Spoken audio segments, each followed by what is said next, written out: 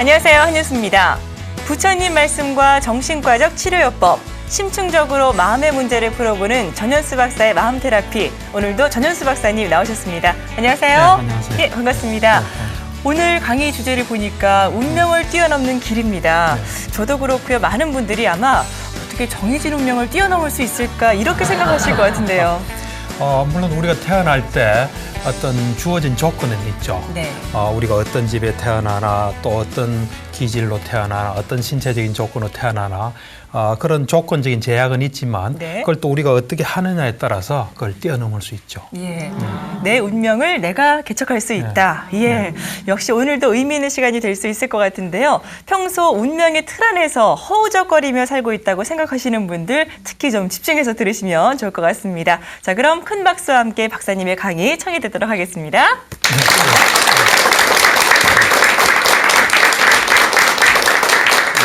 네, 감사합니다. 오늘은 이제 운명에 대해서 좀 이야기를 할 겁니다. 여러분들 운명 믿으세요? 네. 물론 아까도 이야기했다시피 우리가 태어날 때 주어진 조건이 있습니다. 네. 주어진 조건, 그러니까 뭐 건강한 몸을 가지고 태어날 수도 있고 또 건강하지 않은 몸, 또 어떤 가정, 뭐 여러 가지 조건이겠죠. 네. 그렇지만 그거를 또 어떻게 하느냐에 따라 이제 뛰어넘는 길이 있어요. 네. 그래서 먼저 이제 부처님께서 이 운명에 대해서 어떻게 보셨는지 뭐 지혜가 많으신 분이니까 그분의 말을 이제 시작으로 해서 오늘 이야기를 좀 전개해 가겠습니다. 부처님은 역사적이신 분이에요. 실제로 계셨던 분인데 지금으로부터 한 2500여 년 전에 계셨던 분이죠.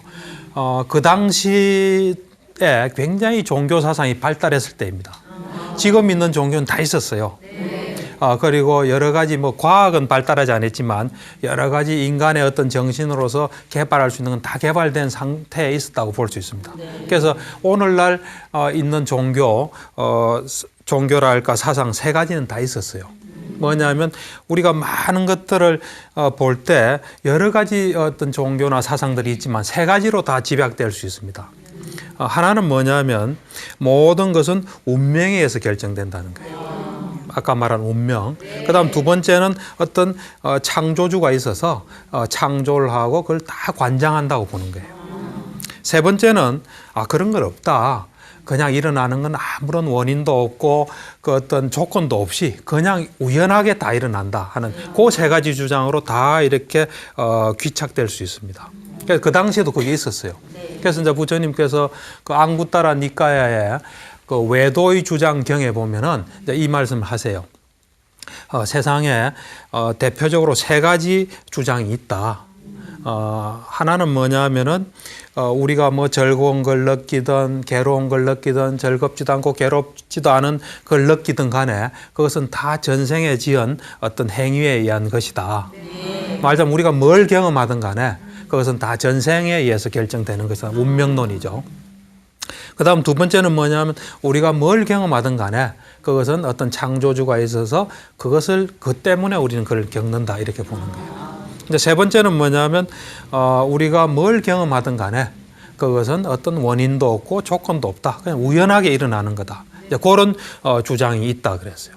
그래서 그 주장을 하는 사람들을 어떤 지혜로운 자가 자세히 물어보면 그렇게 주장하는 이유가 뭐냐고 자세히 물어보면은 그 사람들이 대답을 하는데 그걸 가만히 들어보면은 자기들 스승이 그렇게 이야기했다.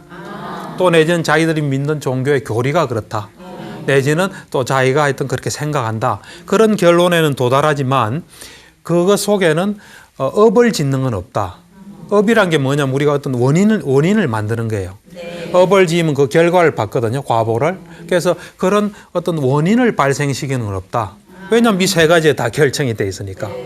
이제 그런 이야기를 하세요. 그러면서 어떤 이제 반박을 하시냐면은 그래서 이제 부처님께서 아까 말한 그 세 가지 주장을 하는 사람, 예를 들면 모든 것은 전생에 지은 어떤 행위의 결과다. 이제 그렇게 보는 사람은 이제 찾아간 거죠. 찾아가서 당신이 즐거운 일을 겪던 괴로운 일을 겪던 즐겁고 괴롭지도 않은 일을 겪던 그건 다 전생의 한 행위의 결과다. 그렇게 당신이 주장하느냐. 그게 사실이냐. 사실이다 그래요.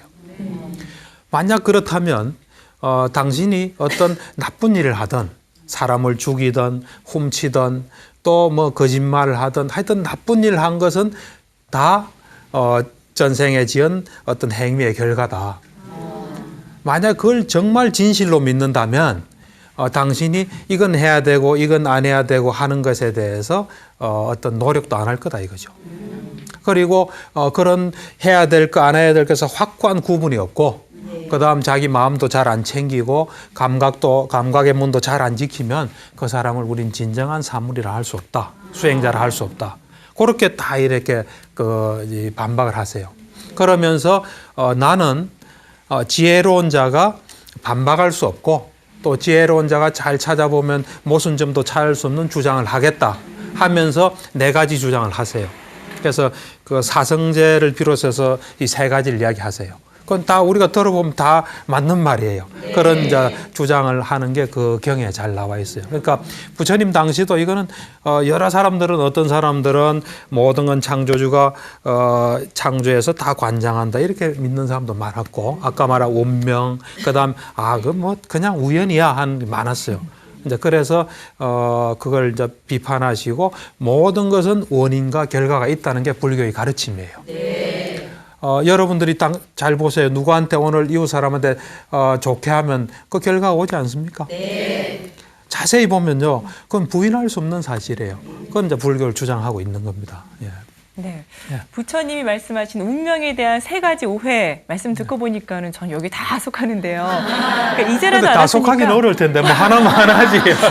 마음이 왔다 갔다 해가지고요. 그러니까 이제라도 알았으니까 그 운명을 좀 뛰어넘고 싶은데 그렇다면 이럴 때 어떤 마음가짐이 필요할까요, 박사님? 그래서 제가 아까 이야기했다시피 이것이 나의 운명이다 하고 믿으면 그대로 되는 겁니다. 이런 게 있지만은 뭔가 이게 내가 노력해서 좀 노력하면 바꿀 수 있겠지 하면 거기부터 시작이에요. 예. 그에 대해서 이제 아주 재밌는 책이 하나 있습니다. 주로 이제 제가 이제 환자들에게는 제가 책을 소개하는 편이에요. 이 책을 읽으면 당신한테 도움이 된다 하는데 이 책은 환자가 저한테 소개해 준 책이에요. 상담받는 환자분이 저보고 그러더라고요. 선생님 참 좋은 책이 있습니다. 그래서 뭐냐 하니까 이 책을 소개를 해 줬어요. 그래서 제가 사서 보니까 이제 요범사훈이라는 책이에요.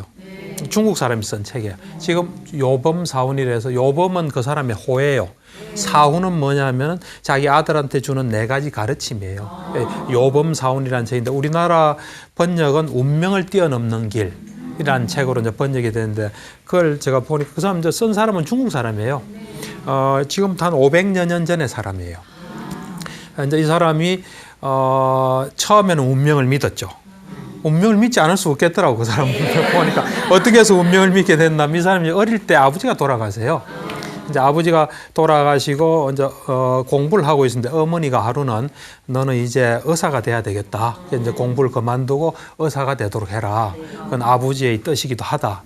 그래서 이제 그 말을 이제 들었죠. 듣는데 하루는 이제 이 사람이 어릴 때인데 절에 갔어요. 절에서 어떤 이제 노인을 만났어요. 노인을 만났는데 노인이 이제 도사 같은 풍채죠. 그분이 이제 이 사람을 보고 당신은 가만히 보니까 앞으로 벼슬길로 나갈 사람인데 공부를 해라 이런 거예요. 옛날에 의사가 되면 이제 의원에 따라다니면서 뭐 심부름도 하고 책은 안 읽는 거거든요. 근데 이 노인분이 당신은 벼슬을 할 사람이니까 책을 읽어라, 공부를 해라 하니까 이제 이분 이야기를 자세히 들은 거죠. 들으니까 이제 그럴듯하니까 이제 공부를 하게 되는데 그때 이 노인이 이 사람의 평생의 운을 다 이야기한 거예요. 이 사람이 다 적었어요. 그래서 이제 이야기를 하는데 보니까 참 신기하게 하더라고요. 당신은 언제 무슨 시험을 쳐서 몇 등을 하고, 당신은 또 언제 시험 쳐서 몇 등을 하고, 몇 등을 하고, 그래 쭉 해서 계급은 어떻게 되고, 당신이 그 당시는 이제 월급을 녹봉이라 그랬거든요. 녹봉을 90일가마 5석을 받을 그때 당신은 어떤 또 그 벼슬에 가게 된다 하고 그 다음에 그래 하다 무슨 관직에 있다가 나중에 53세에 아들도 없이 죽는다 그랬어요. 그래서 이 사람은 처음에는 안 믿었죠. 처음에는 그렇나 했죠. 그런데 첫 시험을 쳤어요. 그 사람이 말한 대로 47등인가 딱 된 거예요. 그 다음 또 시험 치는데 또 예정대로 된 거예요. 계속 등수가 정확하게 맞으니까요. 믿지 않을 수가 없죠. 그리고 이 사람이 어떤 지혜가 있어서 세상에 진리를 아는 것도 아니고요. 그래서 이 사람이 이제 조금씩 믿기 시작한 거예요. 근데 결정적으로 믿기 시작한 거는 아까 말한 녹봉이 뭐 91가마 뭐 몇 가마일 때는 어떻게 할 거다 했는데 한 75가마일 때 그런 그 제의가 들어온 거예요. 그래서 그때 약간 의심했어요. 아, 이거 틀릴 수도 있다. 지금까지 등수는 확실히 맞췄지만 이게 뭐 좀 틀릴 수 있다. 했는데 그래가 자기가 이제 어떻게 그 관직으로 나가려고 하다가 잠시 이래 무산됐어요. 무산되면서 그 뒤에 정말로 우연하게 발탁이 된 거예요. 그때 녹봉 받은 걸 계산해 보니까 그 사람이 말한 대로 똑같은 거예요. 이제 거기서 완전히 믿게 된 거예요. 그 다음부터는 이 사람은 운명을 완전히 믿은 거죠. 그래서 운명을 완전히 믿고 그냥 운명대로 사는 거예요. 뭐 노래 가는 것도 없고 그 다음부터는 일체 생각 안 해요. 내가 잘 살아야지 뭐 해야지 일체 노래가 안 하고 그냥 사는 거예요. 하루는 이제 절에를 간 거죠. 절에를 갔는데 이제 스님하고 만나서 둘이서 3일간을 보냈는데 이 사람이 가만히 와서 아무 생각 없이 앉아 있거든요. 스님이 보니까 놀란 거예요. 야, 이 사람 대단한 경지다. 그래서 이제 스님이 이 사람한테 이야기를 했어요. 당신 참 대단하다. 보통 사람들은 다 생각을 하는데 당신은 3일 동안 어떻게 한 생각을 안 할 수 있나? 하니까 이 사람이 당신 참으로 비범한 사람이라니까 아니 난 비범하지 않고 난 운명을 믿기 때문에 아무 생각 안 한다. 그러니까 이제 스님이 당신이 참 비범한 줄 알지만 당신 참 평범한 사람이구나. 운명을 믿으니까. 평범한 사람들은 운명대로 되는데 당신은 운명을 믿는 거 보니까 평범한 사람이다. 하면서 이제 이야기를 막 시작해요. 하다가 스님이 운명을 개척할 수 있다. 당신이 뭔가를 바라고 그에 합당한 노력을 하면 그렇게 된다. 유교 경전에도 그래 있고 불교 경전도 그래 돼 있고 부처님도 그래 말씀하셨고 뭐 쭉 이제 중국에서는 육조 단경이라는 걸 굉장히 높이 치거든요. 육조 단경에도 그래 있다. 하니까 이 사람이 이제 마음이 동한 거예요. 아, 그러면 나도 한번 해봐야 되겠다. 그러면서 호를 바꿔요. 원래는 다른 호인데 요범으로 바꾼 거예요. 이게 이제 요자가 한자로 보면 완전하게 한다, 뭐 뛰어넘는다 이런 거예요. 범은 평범한 거예요. 이제 나는 평범한 걸 뛰어넘겠다. 그래서 이제 호도 바꾼 거죠. 그러고 난 뒤에 이 사람이 자기가 그 점 봤을 때 운명 그 봤을 때 불가능한 거 그거에 도전할 때는 항상 좋은 일을 3,000가지를 해요. 좋은 일 3,000가지를 내가 이 일을 하기 위해서 좋은 일 3,000가지를 하겠다 하고 그걸 해요. 예를 들면 자기가 지금까지는 과거는 안 된다고 생각한 거예요. 그런데 그 과거를 보기 위해서 3,000가지 좋은 일을 딱 마음속으로 결정한 거예요. 그래서 항상 이제 이 사람은 매일 일과가 좋은 일에서는 좋은 일 적고 나쁜 일에서는 나쁜 일 적고 그래서 나쁜 일 하면 좋은 일 하나 빼요. 이렇게 해서 이제 3,000가지를 채우는 거예요. 그래 하고 난 뒤에 자기 운명에 없는 거를 이래 개척해요. 그러고 난 뒤에 다시 아들이 없다 그랬잖아요. 그래서 이제 아들을 또 보기 위해서 또 3,000가지 또 좋은 걸 해요. 그래가지고 또 아들을 봐요. 그리고 이 사람이 원래는 53세까지 산다 그랬거든요. 근데 이 요범 사원을 지을 때 아들한테 이야기하는 거예요. 그게 69세 때, 69세 때 4가지 가르침을 쭉 줘요. 그러니까 착한 일 하는 법, 뉘우치는 법, 또 덕을 많이 쌓은 사람들이 잘 풀리는 법, 뭐 이런 쭉 해서 이제 적는 거예요. 그리고 73세로 돌아가세요. 네, 그래서 그걸 보니까 얼마든지 그 운명이 이렇게 바뀔 수 있는 거예요. 근데 바뀌는 거는 그냥 있다고 바뀌는 건 아니에요. 좋은 일하고 남을 도우면서 바뀌는 거예요. 노력해서 바뀌는 거예요.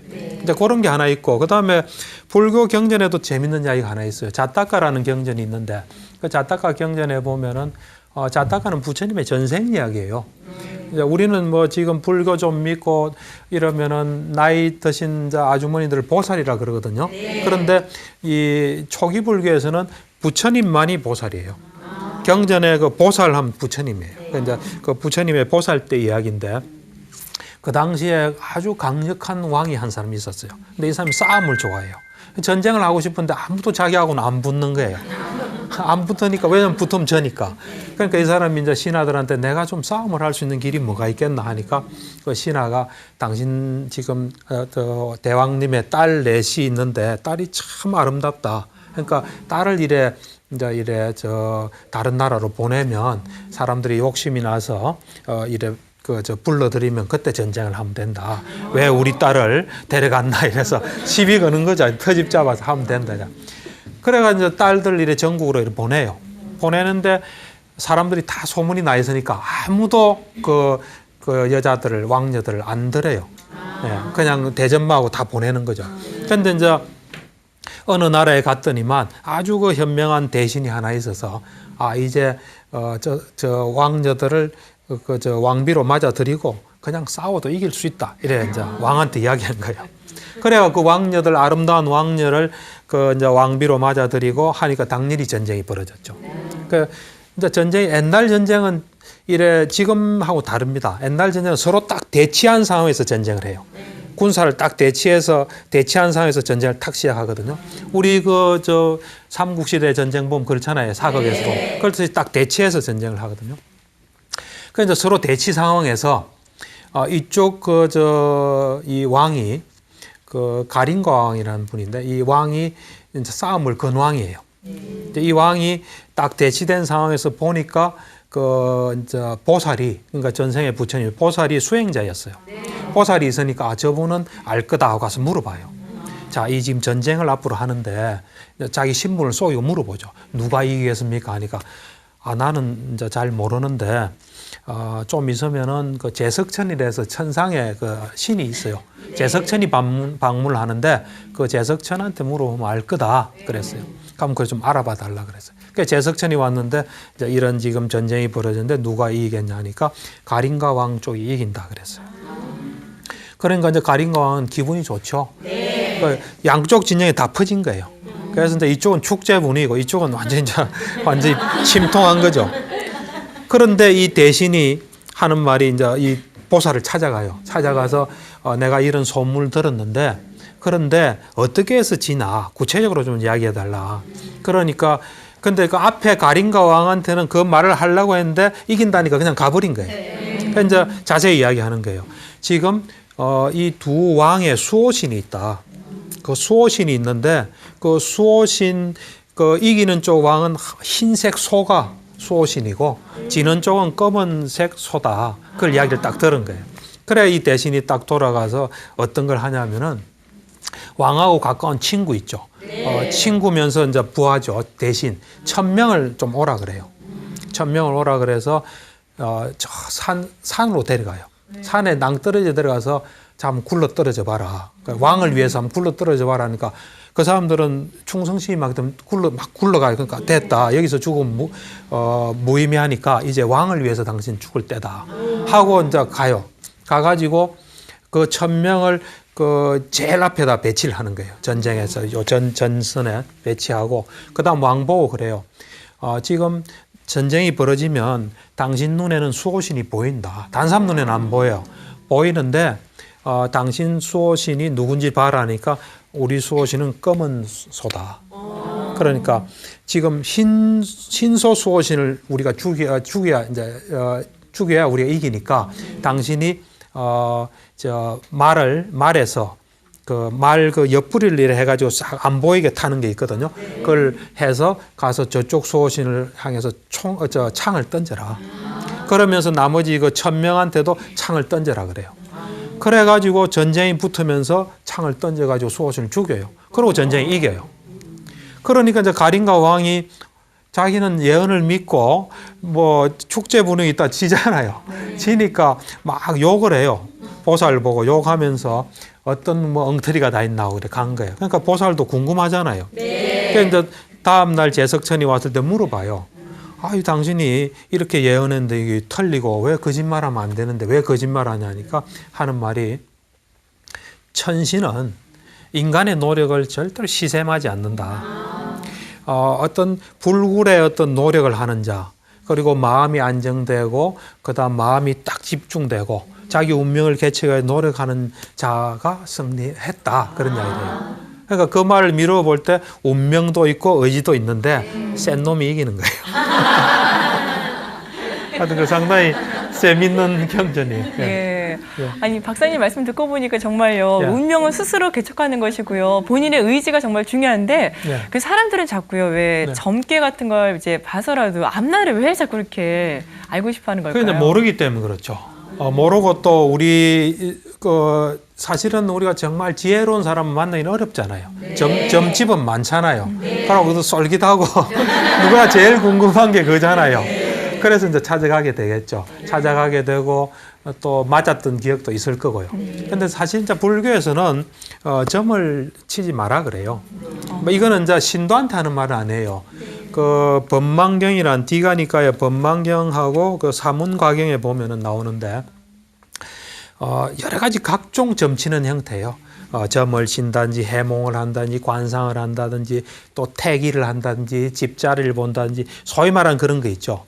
그런 것들을 부처님은 이제 하지 않는다. 그래서 보통 사람들이 부처님을 칭송한다. 이제 그런 이야기도 하고 그 다음에 이제 출가한 사람들은 그런 걸 하지 않는다. 그건 개다, 개로 딱 정해져 있어요. 그래서 점을 치거나 관상, 태길, 집자리, 뭐 날짜 보고 뭐 이런 건 일체 비구들은 안 하죠. 예, 스님들은 그게 개로 딱 그래 정해져 있습니다. 근데 아무래도 어떤 데는 막 자꾸 물어보겠죠. 스님한테 가서 물어보기도 하고 우리가 사실 스님을 좀 잘 보호해야 돼요. 예, 그런 개를 잘 알아서 이런 거는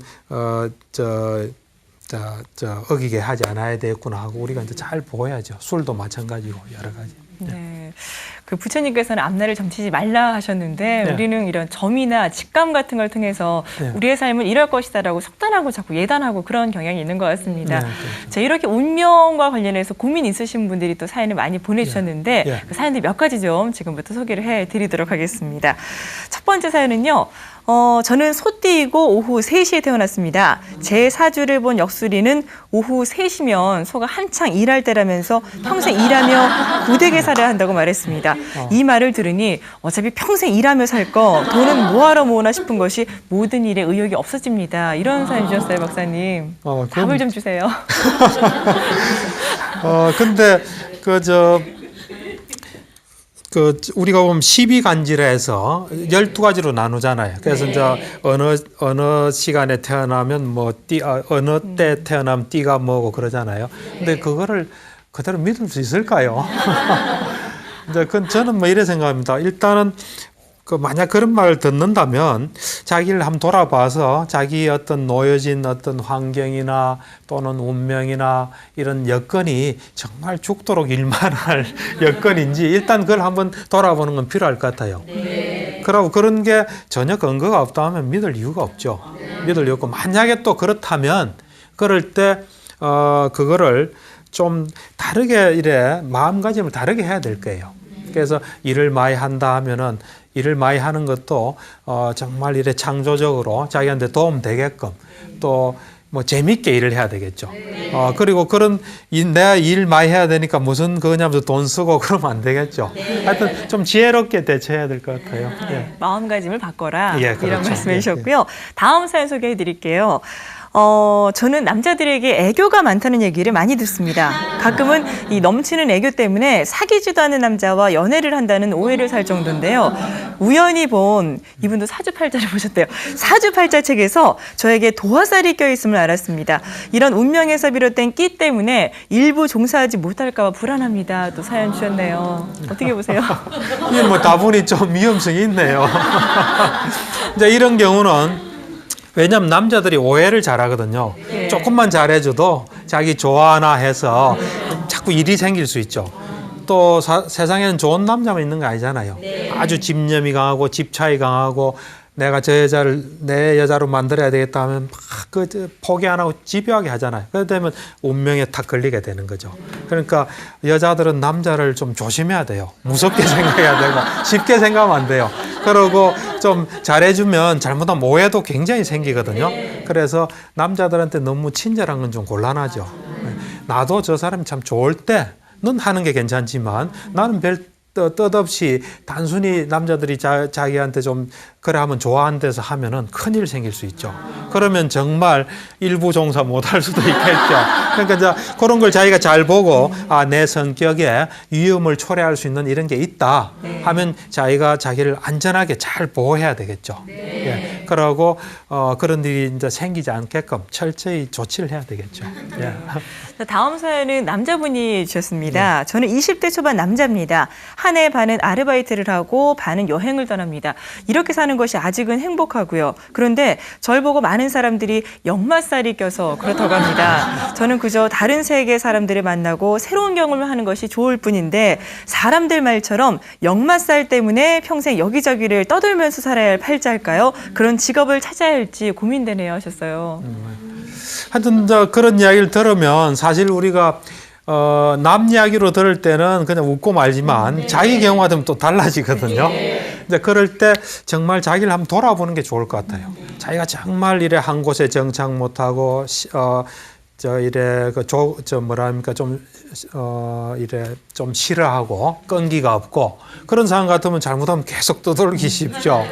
근데 그렇지 않고 정말 그냥 새로운 세계에 관심이 많고 또 호기심도 많고 외국에 가서 뭐 이래 보고 배우고 이런 게 정말 좋다면은 그런 건 걱정할 필요 없죠. 그러니까 우리가 뭐 점 한 번도 안 본 사람은 없을 거예요.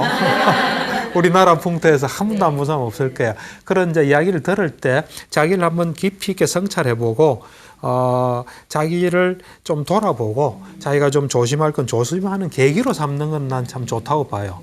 그렇지만 그것에 빠져서 그렇게 그 말한 대로 이렇게 자기를 끼 맞추면은 자기한테 맞지 않은 길을 갈 수 있죠. 예, 그러니까 지금은 어느 때보다도 해외 가서 많은 걸 봐야 되거든요. 많은 걸 보면 힌트를 얻을 수 있어요. 내가 옛날에 이야기 들어보면은 옛날에는 그 한강 이남 있죠. 강남엔 사람들이 안 살았대요. 근데 그 당시에 해외여행을 많이 간 사람들은 강의 남쪽에도 살고 있다는 걸 본 거예요. 아, 그럼 우리나라도 언젠가 살 것이다 해서 투자를 한 사람들이 많다 그러더라고요. 그 사람들은 돈 번 거예요. 그러니까 해외를 많이 다니면서 사람들이 사는 걸 보고 이러면은 우리 사회에서도 그런 가능성을 찾을 수 있죠. 그러니까 해외를 많이 다니는 건 좋은데 왜 많이 다니는지 자기 자신을 잘 돌아보는 건 필요할 것 같습니다. 네. 말씀해 주신 그 해법을 쭉 들어보니까 운명 안에서 허우적거리고 있는 것 같고요. 또 그 상황이 나에게 좋지 않은 그런 영향을 끼칠 수 있을 것 같다 이런 느낌이 든다면 좀 철저하게 자기를 분석하는 게 필요하지 않을까 싶은데 자기를 좀 분석할 수 있는 방법을 좀 알려주세요. 그렇죠. 우선 제가 볼 때는 모든 건 자기한테 달려 있어요. 저는 뭐 이렇게 생각합니다. 우리는 이 마라톤을 한다고 봐요. 마라톤 선상에 많은 사람들이 서 있죠. 뛰죠. 뛰는데 가다가 나고하는 사람 계속 뛰는 사람 있죠. 그거 누가 도와줍니까? 아니요. 누가 방해합니까? 아니요. 자기 어떤 그 컨디션 조절, 스피드 조절 그에 따라 되겠죠. 네. 저는 인생도 마찬가지라 봐요. 그래서 우선 자기를 잘 알 필요가 있습니다. 그래서 그 자기를 잘 아는 방법으로 자기 분석이라는 게 있어요. 자기 분석. 우리는 보통 분석 받으면 이제 분석가한테 가서 분석을 받아야 되잖아. 이건 자기가 자기를 분석할 수 있는 법이에요. 그걸 여러분도 좀 이래 제가 이야기하는 걸 듣고 그대로 해보시면 도움이 많이 될 거예요. 그래서 이제 이거는 그 카렌 호나이라는 분석가가 개발한 거예요. 물론 이제 자기 분석하는 사람들은 많죠. 정신분석학을 창시한 그 프로이드도 자기 꿈을 이래 분석하면서 자기를 많이 알게 됐거든요. 그러니까 자기 분석을 한 셈이지만 그래도 카렌 호나이라는 사람이 자기 분석이라는 책을 썼어요. 그러니까 이제 제가 그 책을 읽어보니까 이제 자기가 자기를 분석할 때는 우리가 이제 보통 치료자를 찾아가서 분석할 때는 분석자가 있잖아요. 그렇죠? 그래서 이제 찾아간 사람은 자기 역할만 하면 되잖아요. 나는 이렇다고 솔직하게 이야기만 하면 여기서 분석해 주잖아요. 자기 분석은 이제 분석가 역할까지 자기가 해야 돼요. 두 가지 역할을 동시에 해야 되는 거죠. 솔직하게 자기를 드러내는 노력, 또 그걸 드러낸 걸 가지고 잘 분석하는 분석가의 노력. 이 두 가지를 하면 이제 자기 분석이 되는데, 우선은 이제 중요한 거는 이제 이 이 분석 받는 사람의 역할을 해야 돼요. 그거는 뭐냐면은 그냥 자기 마음에서 이래 떠오르는 생각들을 그냥 쭉 적는 게 좋아요. 그냥 생각을 하든지 주로 적으면 좋죠. 적고 그 다음에 그걸 가지고 이래 가만히 보고 있으면 아 이래서 이렇구나 하는 게 탁 떠오르는 경우가 많아요. 또는 내지는 이제 자유현상이라 그러거든요. 생각나 떠오르는 그걸 하다 보면 이래 또 연결이 되는 경우가 많아요. 그래서 예를 한번 들어볼게요. 이 사람은 치료는 안 받았어요. 근데 이제 두통을 자기 분석으로 해결한 사람이에요. 뭐냐면 이 사람이 사업하는 사람인데 자기 부인이랑 또 자기 친구 둘하고 이제 연극을 보러 간 거예요. 근데 연극을 보는데 굉장히 두통이 심했어요. 그래서 두통이 심해가지고 이제 갔다 왔는데도 계속 두통이 있는 거죠. 그래서 이 사람은 이제 자기 분석을 하는 사람이니까 이상하다. 내가 저 연극 보러 가기 전에는 두통이 없었어요. 그러고 뭐 연극이 썩 재미있진 않았어요. 그렇다고 재미없는 것도 아니었어요. 그런데 전에도 보면 재미없는 연극 본 데에서 또 두통이 온 건 아니에요. 그런데 이제 그런 걸 자꾸 이렇게 자유 연상을 하면서 그렇지만 내가 오늘 본 연극은 버나드 쇼 연극처럼 뭐 재밌는 연극 좀 재밌지는 않았다 하면서 딱 떠오르는 생각이 있는 거예요. 그때 뭐가 떠올랐냐면 이 연극을 보러 가자 할 때 뭘 보러 갈까 하고 자기 이제 부인하고 이야기하다가 자기 의견이 묵살당한 거예요. 묵살당하고 자기 부인이 가자는 대로 간 거예요. 그때 자기가 내 의견이 묵살됐구나 하는 걸 탁 깨닫자 두통이 탁 없어졌어요. 그런 식으로 하다 보면 뭔가 이래 잘 제대로 분석이 되면 두통이 탁 없어져요. 이제 그래서 그때는 두통이 없었죠. 없고 이제 며칠 지나고 자는데 자다가 깨면서 두통이 굉장히 심하게 있었어요. 그래서 이상하다. 왜 두통이 이렇게 심하지 하고 이제 가만히 생각을 해보니까 그 전날 자기가 회의가 있고 회의를 하고 났는데 술을 많이 먹었어요. 그래서 술 먹어서 그렇나 하고 이제 생각을 한 거예요. 그래도 이제 두통은 안 없어졌죠.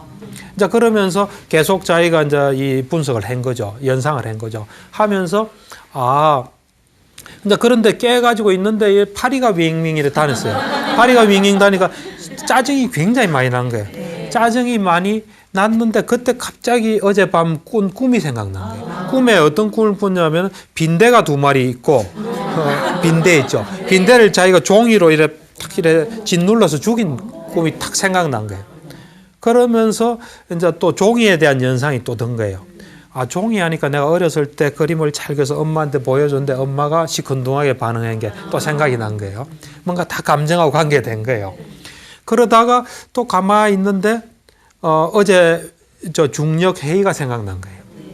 그 회의에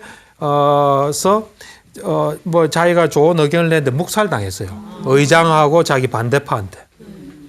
그러면서 반대파가 느낌에 꼭 흡혈귀 같다, 빈대 같다는 생각이 든 거예요. 그러면서 내가 왜 그 빈대를 종이로 한 꿈을 꾼 걸 알고 두통이 없어졌어요. 그런 식으로 자기한테 힘든 일이 있을 때 있는 그대로 자기 마음의 흐름을 쭉 보다 보면 연결이 되고 그래서 자기를 좀 더 알고 내가 그때 뭔가 속으로 억압된 분노가 있었구나. 그 분노가 두통이 오게 했구나. 이래 이제 해서 자기 문제가 풀리는. 그래서 문제 있을 때마다 분석하면 없어지는 거죠. 병원 갈 필요 없이. 그게 자유 분석입니다. 예. 그냥 이렇게 좀 말씀을 드릴 때는 그 자유 연상이라는 게 굉장히 쉬운 것처럼 느껴지는데요. 또 집에 가서 해보려고 하면은요, 잘 생각이 안 날 때가 있어요. 그렇죠. 사실은 이제 처음에 뭐 저 같은 사람한테 분석을 좀 받고 분석 받으면 이제 자유 연상하는 그걸 훈련을 하게 되거든요. 하고 나면 이제 하면 제일 좋죠. 그렇다면 그런 자기 분석을 통해서 자기의 성격 때문에 상황이 안 좋아지고 운명도 나쁜 쪽으로 이렇게 흘러가는 것 같다. 이런 기분이 들 때는 좀 과감하게 성격을 고쳐야 되겠어요. 당연하죠. 저는 그 성격이 운명이라 봐요. 성격이 어떠냐에 따라서 이 세상이 이제 전개가 되는 거죠. 이렇게 좀 비유를 하면 여러분들이 뭐 화투를 치잖아요. 화투 칠 때 이 4명이 치면은 패가 비슷한 확률로 갑니까? 안 그러면 특별히 어떤 사람한테는 잘 갑니까? 비슷하게 가죠. 확률은 비슷한 거예요. 비슷한데 그 패를 보고 이걸 어떻게 치야 되겠다 하면서 상대방이 패 처음 낸 걸 보고 저기는 뭐가 있을 거다 하고 하면서 잘 운용하죠. 잘 운용하면 딸 수 있죠. 마찬가지로 우리도 살아가면서 사람을 만나잖아요. 또 어떤 조직도 만나잖아요. 그럴 때 잘 이래 운용하면은 화투판에서 돈 따듯이 인생판에서 성공하는 거죠. 그게 나는 운명이라 봐요. 그러니까 어떻게 세상을 보고 있냐에 따라서 내가 볼 땐 재벌 회장 같은 분은 다 돈이 막 보일 거예요. 요렇게 하면 돈이 되는데 다른 사람 눈에는 안 보이는 거예요. 그러니까 자기가 바뀌어서 그렇게 보이는 사람으로 바뀌면 운명은 바뀌는 거죠. 그래서 이제 운명이 바뀔 수 있는 길은 뭐 여러 가지가 있다고 봅니다. 하나는 이제 분석이나 치료를 받아도 그게 바뀔 수 있어요. 예. 이제 그전에는 세상을 이렇게 예를 들면 자기보다 나은 사람을 보면 언제나 경쟁자로 보고 자기보다 나은 사람이 있으면 기분 나쁜 거죠. 집에 오면 화나고 짜증나고. 그런데 뭐 이런 상담이나 이런 걸 통해서 나은 사람을 보면 그 사람한테 뭔가 배우는 거로 바뀌면은 자기가 이제 점점 좋아지는 거죠. 그렇듯이 치료나 분석을 통해서 세상을 보는 게 바뀌면은 그 사람의 인생은 다르게 전개되는 거죠. 우리가 뭐 이런 비유는 자꾸 해서 그렇지만 하트 이래 치는 걸 기술을 잘 배우면 잘 많이 딸 수 있잖아요. 그렇듯이 우리도 세상 살아가는 법을 잘 배우면 잘 살아갈 수 있는 거예요. 예. 그래서 저 경우에는 성격이 운명이다 이래 봐요. 근데 언젠가 보니까 어떤 분이 그랬더라고요. 이 성격을 바꾸면 뭐 사업이 달라진다 이런 식으로 뭐 쓴 사람도 있더라고요. 그래서 제가 볼 때 이제 성격을 바꿀 수 있는 길은 하나가 치료나 이 분석이고요. 두 번째는 수행을 통해서 운명이 바뀐다 봐요. 수행을 통해서 이제 어떻게 바뀌냐면 뭐 수행도 여러 가지 수행이 있겠죠. 그렇지만 우리가 우리 자신을 순간순간 있는 그대로 관찰하는 수행을 하면은 내 마음에서 나한테 진정으로 도움 안 되는 게 이래 올라오잖아요. 그러면 그럴 때 자꾸 도움되는 쪽으로 바꾸어 가잖아요. 그리고 사람을 보면 저 사람이 나한테 필요한 사람인데 내가 그냥 화가 나고 말을 이상해 버리면 그 사람 놓치잖아요. 그럴 때 자기 마음을 잘 다스리고 그 사람과 더불어 좋은 관계를 맺으면 내 인생이 잘 풀리잖아요. 그렇듯이 우리가 수행을 또 제대로 해도 인생은 풀린다 봐요. 그리고 저는 이제 이런 생각을 참 많이 하는데 여러분들도 나이도 이제 지긋하신 분도 있고 하니까 성인병도 많잖아요. 뭐 고혈압이다, 당뇨다 이런데 보면 어떤 집안에 이래 보면 아버지도 당뇨병, 형제들도 당뇨병인데 유일하게 아닌 사람이 있어요. 그 사람을 잘 보면요, 아버지나 형제들하고는 다른 걸 한 사람이에요. 또 어떤 집은 대부분 고혈압으로 쓰러져서 뭐 중풍이 왔는데 어떤 사람은 고혈압 없이 잘 사는 사람도 있거든요. 그 사람을 자세히 보면 다른 사람하고 다르게 하는 거예요. 그러니까 우리가 어떻게 하느냐에 따라 다른 거예요. 예를 들면 나는 이렇게 혈압이 많은 집에 태어났으니까 나는 뭐 당연히 뭐 고혈압이고 이제 때 되면 약 먹어야지 하는 사람은 운명을 피해가기는 어렵습니다. 그렇지만 나는 그런 어떤 상황 속에 있더라도 그 속에서 내가 다르게 해서 이걸 벗어나겠다 하면 달라지는 거예요. 그러니까 어떻게 하느냐에 따라서 이제 달라진다고 봐야죠. 그래서 그런 것들이 이런 우리의 이제 운명을 바꾸는 거예요. 그러니까 우리는 좀 독창적으로 지혜롭게 살 필요가 있습니다. 이제 저는 굉장히 중요하다 봅니다. 예. 네. 그럼 박사님 끝으로 부처님께서 특별히 강조하신 운명을 긍정적인 방향으로 이끄는 요소가 있다고 들었습니다. 그 말씀을 좀 부탁을 드릴게요. 그렇게요. 그건 이제 뭐냐면은 부처님께서는 우리에게 부처님이 말한 재산이 있습니다. 이런 재산을 좀 가지라. 그래서 7가지 재산을 말씀하세요. 7가지 재산을 가지고 세상을 잘 살아가라. 이제 요 재산은 이 세상 사는데도 도움되지만 다음 세상에도 도움이 되는 재산이다. 가져가는 재산이다 이게요. 보통 재산은 못 가져가잖아요. 돈은 다 놔놓고 가잖아요. 근데 이 재산은 가지면 가져갈 수 있고 여기서도 도움되는 재산 7가지가 있다 그랬거든요. 첫 번째가 믿음의 재산이에요. 믿음의 재산. 그 다음에 이제 계를 지키는 재산. 계 있죠. 우리가 계. 뭐 술을 안 먹다니 하는 계, 5계 뭐 이런 게 있거든요. 계를 지키는 거. 그 다음 이제 세 번째가 뭐냐면 우리가 나쁜 일을 우리가 하잖아요. 남을 피해를 준다니 남에게 나쁜 일을 할 때 부끄러워하는 마음이 있죠. 그것이 세 번째 재산이에요. 누가 안 보더라도 내가 부끄러워하는 거예요. 내가 이거 하는 건 나한테 맞지 않고 이런 거 하는 건 나한테 손해고 하여튼 부끄러워하는 이런 마음. 그 다음 네 번째는 뭐냐면 그걸 두려워하는 마음이에요. 똑같은데 이건 하나는 내 양심에 부끄러워하고 네 번째는 이제 두려워하는 마음이에요. 요 차이는 이렇게도 비교할 수 있어요. 이런 이제 왕의 여왕 이제 공주로 태어났다. 공주로 태어나고 양갓집 교수는 좀 양심에 거리낀 일 하면 좀 부끄럽잖아요. 그 부끄러워하는 마음이에요. 그에 비해서 이제 기생이랄까 뭐 그런 데 종사하는 사람은 잘못하면 세상이 두렵잖아요. 그게 오잖아요. 그게 두려워하는 마음이에요. 그렇듯이 우리가 우리 스스로 부끄러워하는 마음, 두려워하는 마음, 우리가 나쁜 일 할 때 그런 마음. 그 다음에는 뭐냐면은 이 배우는 거 있죠. 배움. 자기한테 도움되는 거 많이 배우는 거. 배움의 재산이에요. 때만 나면 언제나 배우죠. 아, 나는 공부 안 해. 그거는 자랑할 게 못 됩니다. 그 다음이 뭐냐면 이제 남한테 베푸는 거 있죠. 남한테 베푼 게 많아야지 자기한테 많이 돌아와요. 베푸는 거 없는 사람은 외로운 사람이 됩니다. 이제 남에게 베푸는 재산. 그 다음 이제 지혜의 재산. 요 7가지 재산. 한번 반복해 볼까요? 첫 번째 뭡니까? 믿음. 두 번째요. 예, 세 번째. 부끄러워하는 거. 나쁜 일 할 때 부끄러워하는 거. 네 번째는 두려워하는 거. 예, 다섯 번째. 배우는 거. 열심히 배워야 됩니다. 어떤 책에 보니까 뭐 공부하는 독종이 살아남다 이런 게 또 있더라고요. 그 다음에 여섯 번째가요. 베푸는 거. 베풀어야 우리가 덕이 많아집니다. 우리 친구가 많아져요. 일곱 번째가 지혜. 예. 요 7가지 재산을 가지고 있으면 살아가는데 큰 도움이 됩니다. 예. 네. 자, 오늘 박사님께서 운명을 개척하는 길에 대한 강의 이렇게 해주셨는데 여러분 어떻게 이해가 되셨습니까? 그럼 큰 박수 한번 좀 부탁드리겠습니다.